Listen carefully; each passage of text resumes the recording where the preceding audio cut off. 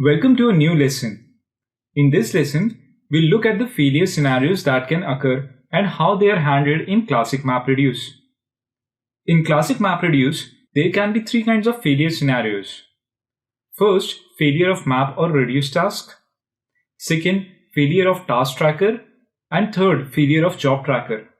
We'll look at all the cases one by one. Let us start with the failure of the tasks. Tasks are the user codes. There can be a scenario where the user code may run into an infinite loop. In those cases, the task tracker would observe that there hasn't been any progress on the task for a period of time, and then it would mark the job failed. The observation time is set by a property MapRed.task.timeout. It can be set to 0 as well. In that case, task tracker would never fail a long-running job. This is not suggested as the slots would not free up quickly in case if the task is stuck. This would bring down the overall performance of the cluster. Another reason of failure of user tasks can be runtime errors. In that case, the error is reported back to task tracker and task tracker would put it in the user logs in that scenario. There can be a rare case that JVM may have been exposed to a bug while MapReduce code ran. In that case, the task JVM can crash along with task tracker. In those cases, job tracker notices that the child JVM has exited and marks the task as failed.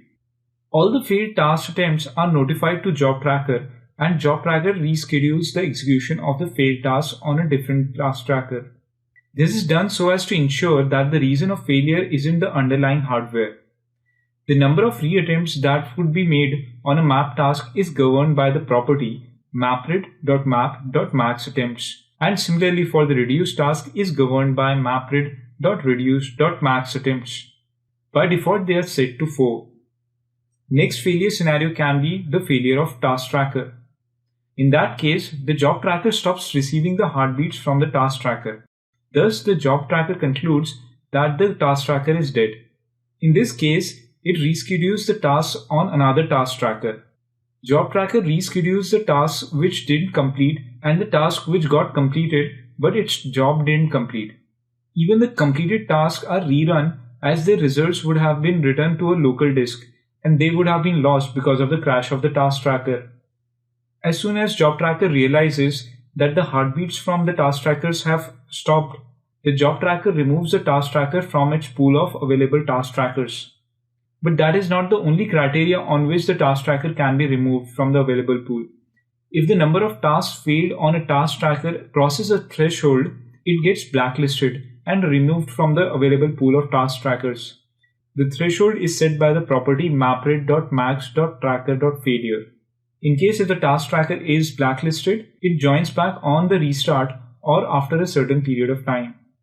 The final failure case can be the case of job tracker failure. It is the most serious failure in Classic MapReduce and nothing much can be done in that case. Job tracker is single point of failure in Classic MapReduce and so it is recommended to be running on a better hardware so as to avoid this scenario as much as possible.